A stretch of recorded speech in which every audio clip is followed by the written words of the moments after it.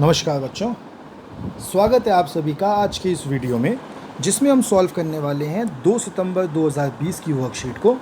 ये worksheet number 26 है। तो शुरू करते हैं आज की वर्कशीट बिना टाइम वेस्ट करें। आज की वर्कशीट हमारी जैव प्रक्रम के ऊपर है। जैव प्रक्रम जैसे कि आपको पता ही है, जीवन को चलाने के लिए जिस भी प्रक्रम को करने की, जिस भी काम को करने की आवश्यकता है, उसको हम कहते हैं कि वो जैव प्रक्रम। पिछली क्लास में हमने जैव प्रक्रम तो पिछली 2-3 क्लासों से हमने शुरू कर दिया था। आज तो हम जैव प्रक्रम को इससे आगे पढ़ते हैं। देखिए, जैव प्रक्रम में क्या हमने पढ़ा है कि मानव श्वसन तंत्र यह वह अंग प्रणाली है जिसमें ऊर्जा की आवश्यकताओं को पूरा करने के लिए ऑक्सीजन का लेना और कार्बन डाइऑक्साइड का छोड़ना शामिल है।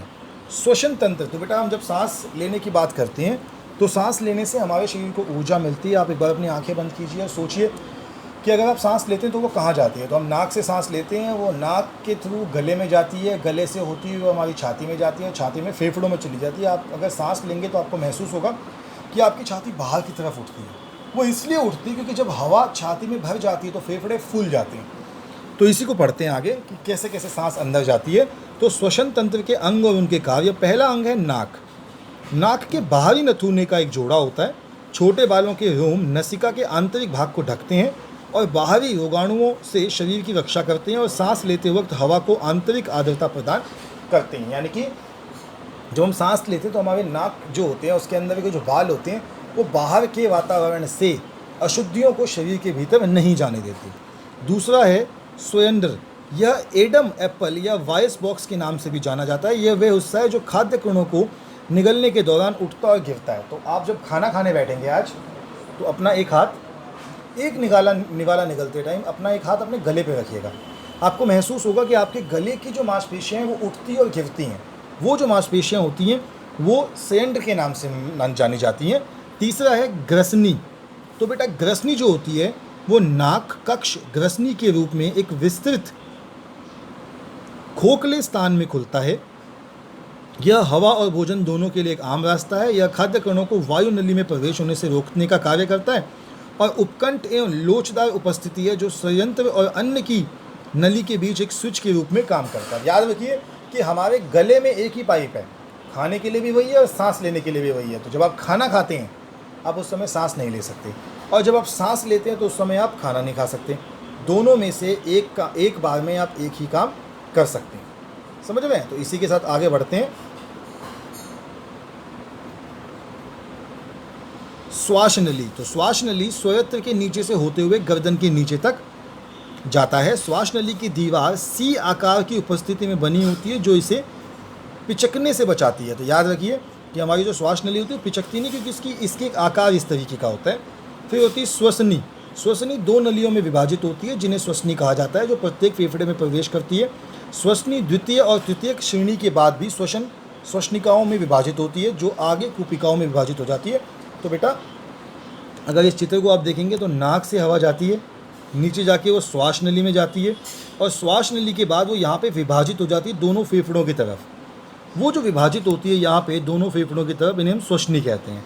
श्वसनी के बाद आती है कूपिका। तो कूपिका पतली दीवार और एकल सेल की बनी गुब्बारे जैसी सूक्ष्म संरचना होती है जो वायु से भरी रहती है। तो हवा जैसी हमारे फेफड़ों में जाती है तो फेफड़ों में जाती है कूपिकाओं में। अब एक बिंदु मैंने कूपिकाओं में और लिखा कि यह वायु विनिमय करवाती है। मतलब हवा का जो एक्सचेंज होता है, कार्बन डाइऑक्साइड का अंदर कूपिकाओं में आना और ऑक्सीजन का बाहर जाना, ये भी यही कराती है। और लास्ट है जी फेफड़े। तो फेफड़े के अंदर तो सब कुछ है ही। मनुष्यों में श्वसन के मुख्य केंद्र हैं। ये छाती की वृक्षीय गुहा में रीढ़ की हड्डी के पास और हृदय के दोनों ओर स्थित होते हैं। ये बड़े और स्पंजी अंगों का एक जोड़ा है जो मुख्यतः रूप से रक्त और वायु के बीच गैसों का आदान प्रदान में शामिल है। बाएं फेफड़े की तुलना में दायां फेफड़ा काफ़ी बड़ा और भारी होता है। तो ये आपने पढ़ लिया हमने फेफड़ों के बारे में। एक ये पढ़ लेते हैं कि सांस लेते समय क्या होता है, सांस छोड़ते समय क्या होता है। तो लेते समय वृक्षीय गुहा फैलती है, मतलब छाती फैलती है, और सांस छोड़ते समय गुहा सिकुड़ती है। सांस लेते समय पसलियाँ ऊपर उठती हैं और छोड़ते समय पसलियाँ नीचे बढ़ती हैं। सांस लेते समय डायफ्राम आकार में सपाट हो जाता है और सांस छोड़ते समय डायफ्राम गुब्बत के आकार का हो जाता है। लेते समय फेफड़ों का आयतन बढ़ जाता है, छोड़ते समय फेफड़ों का आयतन कम हो जाता है, हवा फेफड़ों से बाहर निकलती है। तो ये मुझे लगता है कि आपने ये तो हमने कंप्लीट कर लिया। इसमें कोई दिक्कत, डाउट, परेशानी आपको नहीं होनी चाहिए। तो अभ्यास के प्रश्न देख लेते हैं। पहला प्रश्न है कूपिकाओं का क्या कार्य है। तो बिल्कुल आपके सामने उत्तर यहीं पे लिखा हुआ मैंने, और ये पॉइंट भी लिखेंगे। पहला उत्तर कूपिकाओं का काम क्या होता है। दूसरा है गैस विनिमय किस स्थान पर होता है, तो सीधा आंसर है कूपिकाओं में।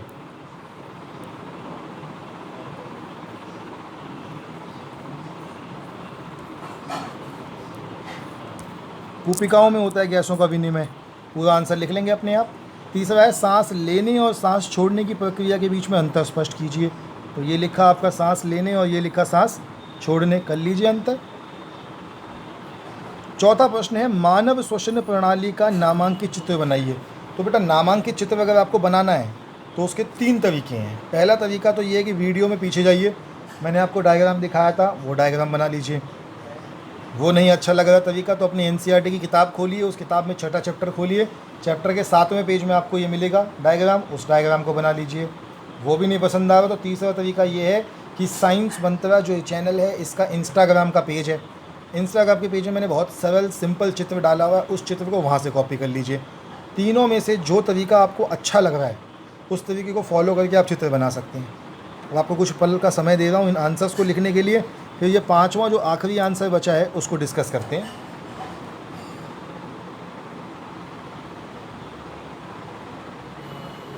चलिए बच्चों, मुझे लगता है आपने स्क्रीन को वीडियो को पॉज करके अपने आंसर लिख लिए होंगे सारे, तो आगे बढ़ते हैं। अब स्क्रीनशॉट भी ले सकते हैं। वैसे आगे बढ़ते हैं कि सांस लेने और सांस छोड़ने के दौरान आपके उदर की गति को ध्यान से देखिए और महसूस कीजिए। आपके अवलोकन के पीछे क्या कारण हो सकता है, मतलब आपका जो पेट है वो पेट भी ऊपर नीचे होता है, उसका क्या कारण है। उसका कारण लिखा है मैंने कि चूँकि डायफ्राम सांस के साथ सिकुड़ता है या फेफड़ों को नीचे खींचता है जिससे उन्हें हवा में भरने की अनुमति मिलती है, नतीजतन यह कमरे बनाने के लिए पेट का विस्तरण करता है। कमरा नहीं, ये स्थान होगा।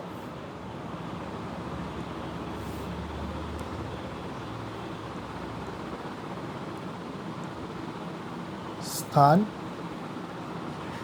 बनाने के लिए पेट का विस्तार करता है। जैसे कि डायफ्राम सांस छोड़ने के साथ आराम करता है, ये अपने मूल स्थान पर वापस आ जाता है, जबकि हवा को फेफड़ों से बाहर धकेलने में मदद करता है। यानी कि हम सांस लेते हैं डायफ्राम नीचे जाता है, ये नीचे जाता है तो पेट भी विस्तार होता है, पेट भी बड़ा होता है। तो ये आपका आखिरी यानी कि 5वें प्रश्न का उत्तर हो गया। कर लीजिए इसको नोट डाउन, फिर गणित की जो वर्कशीट है वो डिस्कस कर लेते हैं। चलिए, मुझे लगता है आपने वो ये कर लिया होगा, अब तक आंसर लिख लिया होगा, स्क्रीनशॉट ले लिया होगा। तो आगे बढ़ते हैं।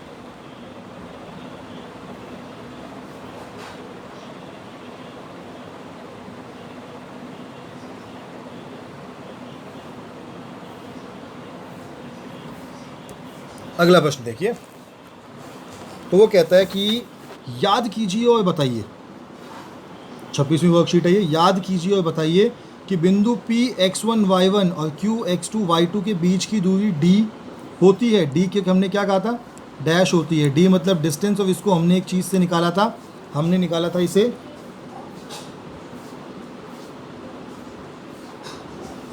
दूरी होती है बिंदु xy और बिंदु O 0 0 के बीच की दूरी, तो बेटा इसकी बीच की दूरी होती है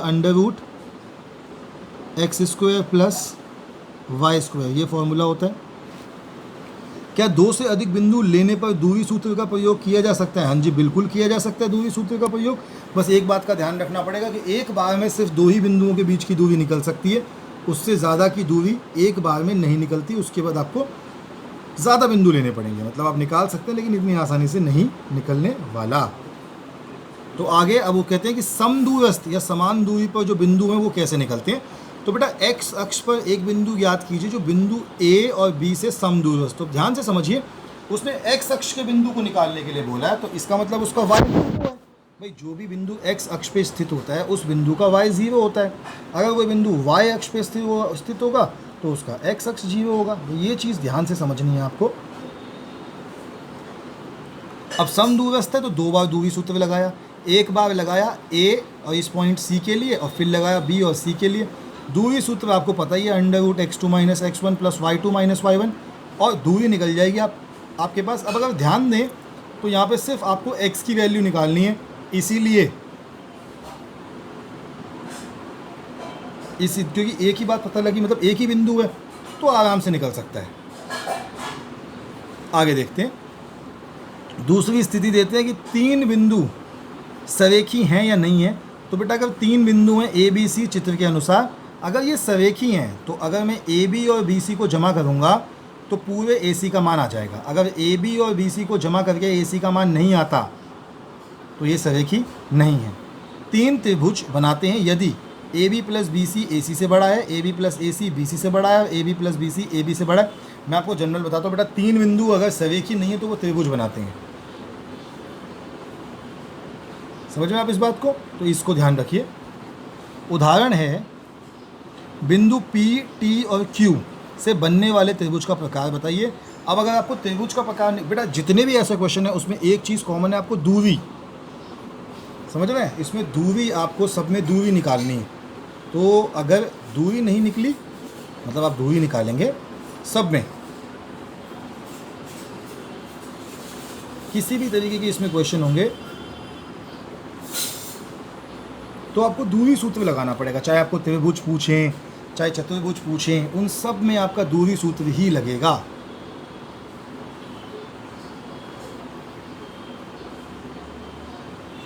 चलिए आगे देखते हैं सीधा। तो ये उन्होंने बताया कि अगर चतुर्भुज चेक करना है तो कैसे चेक करना है। अगर आपको दे रखा है कि ए बी सी डी 4 चतुर्भुज हैं तो आप चारों की दूरी निकालेंगे, ए बी की भी, बी सी की भी, सी डी की भी और ए डी की भी। फिर अगर आप देखेंगे चारों बराबर हैं और साथ में जो ए सी है और जो बी डी है वो भी बराबर है तो ये एक वर्ग हो जाएगा।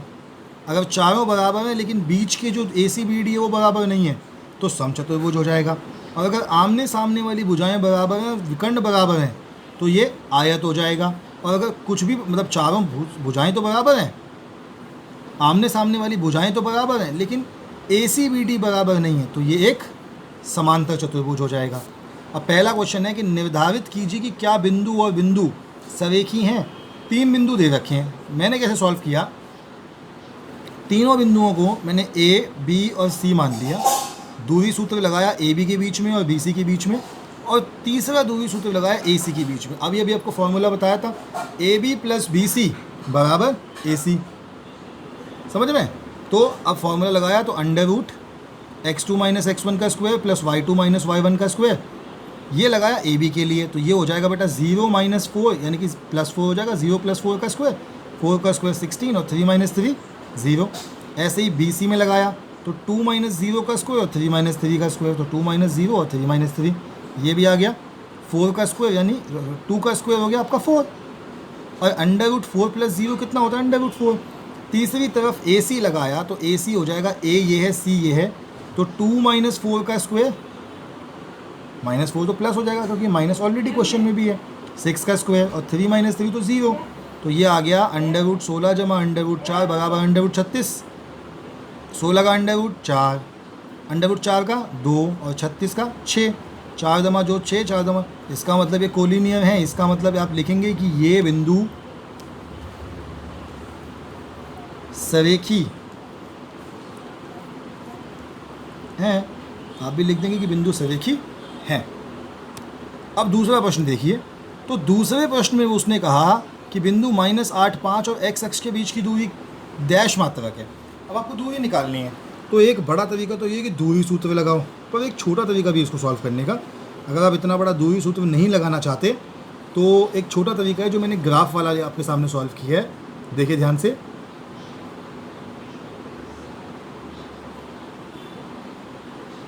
इसमें क्या है, मैंने बिंदु -8, 5 को ग्राफ में लगाया और सीधी लाइन खींच दी x एक्सिस के लिए, x अक्ष के लिए, और देखा दूरी कितनी है। तो दूरी हो गई 1 2 3 4 5, 5 यूनिट हो गई, यानी कि 5 सूत्र हो गए। आपके सामने पहला और दूसरा आंसर सॉल्व हो गया, कर लीजिए नोट डाउन। फिर तीसरा करते हैं।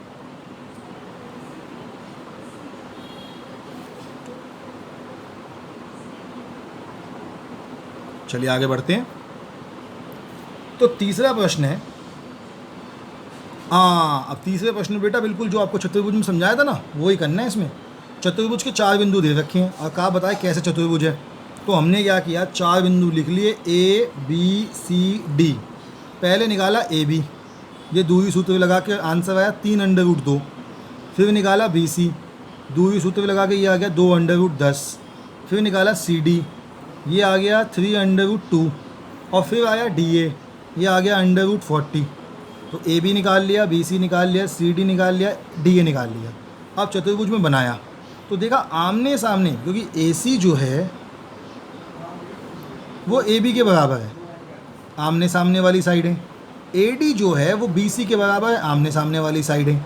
तो अगर आमने सामने वाली साइडें बराबर है तो या तो ये चतुर्भुज होगा समचतुर्भुज, या फिर होगा वो जिसके विकर्ण भी बराबर होते हैं।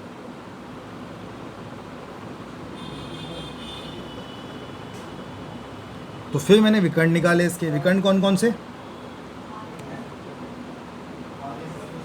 ए सी और बी डी। ए सी बेटा आपका आया √82 82 और बी डी आया √34। अब फिर वो ये तो आपस में बराबर नहीं है, तो ए सी और बी डी बराबर नहीं है, तो ये हो जाएगा एक समांतर चतुर्भुज। क्वेश्चन आपके सामने है, नहीं समझ में आया तो पूछिए, दोबारा समझा देंगे आपको।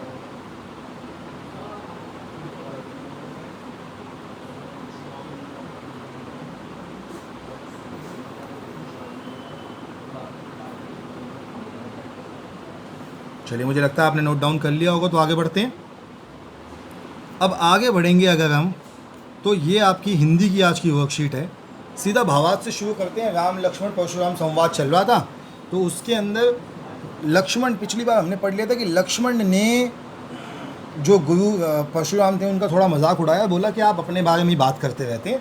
उसी के आगे से है, तो मुनि आज जो परशुराम थे वो बहुत नाराज़ हो गए। तो वो उसे कहते हैं कि आप तो मानो काल को हाँक लगा लगा कर बार बार मेरे लिए बुलाते हैं। तो लक्ष्मण के कठोर वचन सुनते ही परशुराम जी ने अपने भयानक फरसे को ठीक से हाथ में ले लिया, बोले अब लोग मुझे दोष ना दें, ये कड़वा बोलने वाला बालक मारे जाने के योग्य है। इसे बालक समझकर मैंने बहुत बचाया, पर अब यह सचमुच मरने को आ गया है। विश्वामित्र जी ने कहा अपराध क्षमा कीजिए। अब विश्वामित्र तो उनके गुरु थे। बालकों के दोष और गुण साधु लोग नहीं गिनते। परशुराम जी बोले तीखी धार का कुठार, मैं दया रहित और क्रोधी और गुरुद्रोही और अपराधी मेरे सामने उत्तर दे रहा है। इस पर मैं बिना मारे इसे नहीं छोड़ रहा। कहता है कि इस बार तो इसको छोड़ रहा हूँ। सो हे विश्वामित्र, केवल तुम्हारे प्रेम से, नहीं तो इसे इस कठोर कुठार से काटकर थोड़े ही परिश्रम में गुरु का उष्ण हो जाता। विश्वामित्र जी ने हृदय से हंसकर कहा परशुराम जी को हरा ही हरा सूझ रहा है, अर्थात सर्वत्र विजयी होने के कारण ये राम लक्ष्मण को भी साधारण क्षत्रिय समझ रहे हैं, किंतु यह फौलाद से बनी हुई खाड है, रस की खाड नहीं जो मुंह में लेते ही गल जाए। खेद है मुनि अब भी नासमझ बने हुए हैं, इनके प्रभाव को नहीं समझ रहे। तो बेटा विश्वामित्र जी जो थे वो हंस रहे हैं ये सोच के कि परशुराम जी नहीं समझ रहे कि जिन लोगों के सामने वो खड़े हैं वो राम और लक्ष्मण हैं, वो कोई साधारण मनुष्य नहीं है। समझ में? वो कोई साधारण मनुष्य नहीं है।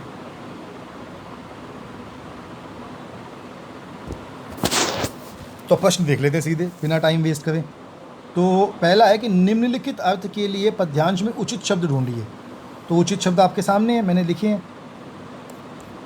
ये शब्द थे कठोर, लोग, मर जाने योग्य, विश्वामित्र, क्षमा, गिनती, दया रहित, लोहे की फौलाद से बनी हुई, गन्ने से बनी हुई। तो ये भी आपके सामने। कठोर को कठोरा, लोग को लोगु, दया रहित को अकरुण, मतलब जिसके मन में करुणा ना हो। गन्ने की बनी हुई को कहते हैं ऊखमय। ऐसे ही मारे जाने योग्य मतलब मरनिहार। विश्वामित्र को यूज़ किया शब्द कौशिक, कौशिकः। लोहे या फौलाद की बनी हुई तो अयमय, जो जिसका कुछ ना बिगड़े। क्षमा तो क्षमीह, और गिनना को कहते हैं गनही। ये शब्द हैं आपके आज के, कर लीजिए फटाफट नोट डाउन। तो दूसरा प्रश्न देखते हैं।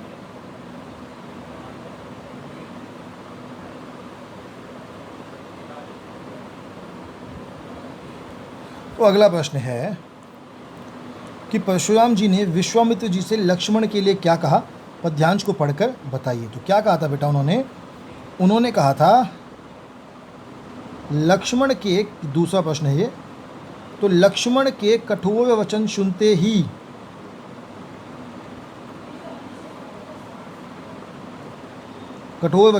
परशुराम जी ने अपने भयानक फरसे को ठीक से हाथ में ले लिया और बोले अब लोग मुझे दोष ना दें, यह कड़वा बोलने वाला बालक मारे जाने योग्य है। इसे बालक समझकर मैंने बहुत बचाया, पर अब यह सचमुच मरने को आ गया है। तो ये हो गया आपका दूसरा प्रश्न। तीसरा है विश्वामित्र जी हृदय से क्यों हंसे? तो विश्वामित्र जी ने हंसकर कहा, ये हृदय में कहा था उन्होंने, कि परशुराम जी को हरा ही हरा सूझ रहा है, अर्थात सर्वत्र विजयी होने के कारण ये श्री राम लक्ष्मण को भी साधारण क्षत्रिय समझ रहे हैं, किंतु यह फौलाद की बनी हुई खाड है, रस की खाड नहीं जो मुंह में लेते ही गल जाए। खेद है मुनि अब भी नासमझ बने हुए हैं और इनके प्रभाव को नहीं समझ रहे। तो ये आपका उत्तर है तीसरा। कर लीजिए इनको नोट डाउन पहले, फिर आगे बढ़ेंगे।